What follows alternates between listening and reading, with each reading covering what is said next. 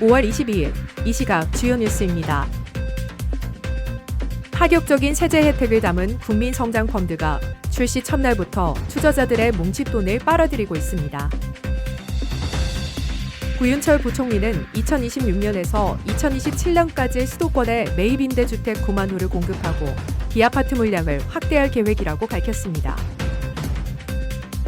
한국갤럽 조사에서 이재명 대통령의 직무수행 긍정평가는 전주 대비 3%포인트 오른 64%로 집계됐습니다. 올리브영 글로벌몰은 최근 3년간 매출이 연평균 약 70% 증가했고 회원수는 지난해 말 기준 453만 명으로 약 90% 늘어났습니다.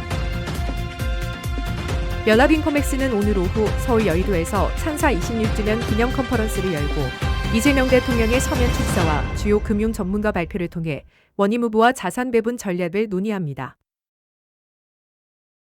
파격적인 세제 혜택을 담은 국민성장펀드가 출시 첫날부터 투자자들의 뭉칫돈을 빨아들이고 있습니다.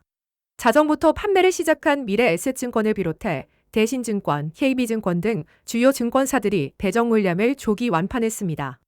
이 펀드는 3년 이상 보유 시 가입 금액의 최대 40%, 최대 1,800만 원까지 소득공제 혜택을 제공합니다.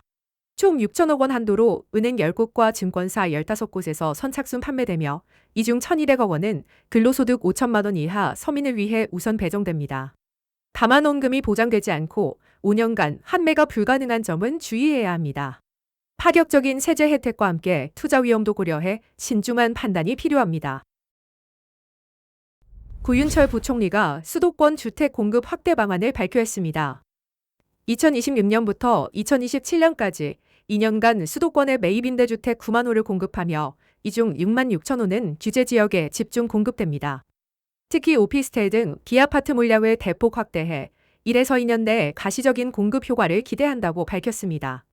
최근 서울 아파트 매매 가격이 2주 연속 상승하는 가운데 정부는 시장 안정을 위해 긴장의 끈을 놓지 않겠다고 강조했습니다.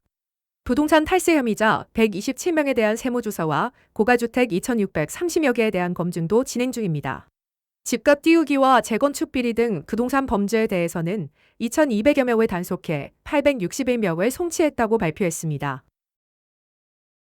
한국갤럽이 발표한 최신 여론조사에서 이재명 대통령의 국정 지지율이 64%를 기록했습니다. 이는 전주 대비 3%포인트 상승한 수치입니다.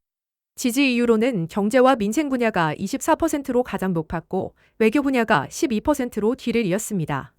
정당 지지도에서는 더불어민주당이 45%, 국민의힘이 22%를 기록했습니다.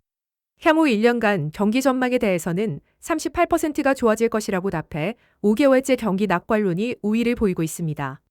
코스피 강세장과 국제관계 긴장감 완화가 긍정적 영향을 미친 것으로 분석됩니다. 이번 조사는 전국 만 18세 이상 유권자 1,002명을 대상으로 실시되었습니다. K뷰티의 글로벌 인기가 올리브영 글로벌몰의 폭발적 성장을 이끌고 있습니다. 최근 3년간 매출이 연평균 70% 증가하며 놀라운 성과를 기록했습니다. 회원수도 453만 명으로 같은 기간 90% 급증했습니다. 올리브영 글로벌몰은 해외 소비자들에게 한국과 동일한 쇼핑 경험을 제공하는 것이 핵심 경쟁력입니다. 특히 중소 K뷰티 브랜드들에게는 글로벌 시장 진출을 위한 테스트베드 역할을 하고 있습니다. K뷰티의 세계적 열풍이 국내 기업들의 해외 진출에 새로운 기회를 열어주고 있습니다. 부동산에서 주식으로 자금이 대거 이동하는 머니무브 현상이 우리 자산 시장을 뒤흔들고 있습니다. 연합인포맥스가 여의도 콜레도 호텔에서 이재명 정부의 경제정책과 머니무브를 주제로 창사 26주년 기념 컨퍼런스를 개최합니다. 손영채 금융위원회 국민성장펀드 추진단장이 정부의 핵심 금융정책을 소개하고 박석길 JP모간 이코노미스트가 반도체 호황과 지정학적 위험을 분석합니다.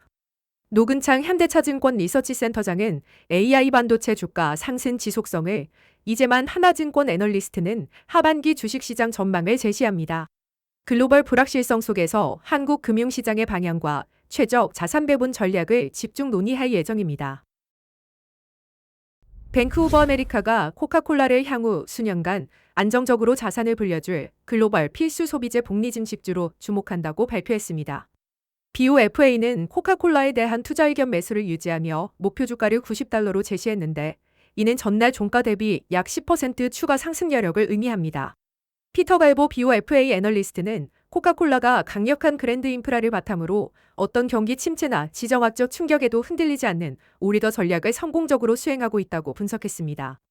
특히 제로콜라를 필두로 한 무설탕 탄산음료 시장으로의 체질 개선이 대성공을 거두고 있다고 평가했습니다. BOFA는 코카콜라가 17% 지분을 보유한 몬스터 베버리지의 완전 인수 가능성도 주가 상승의 핵심 기폭제로 제시했습니다. 두 회사가 합병할 경우 글로벌 음료 시장의 경제적 생태계를 완전히 장악하게 될 것이라고 전망했습니다.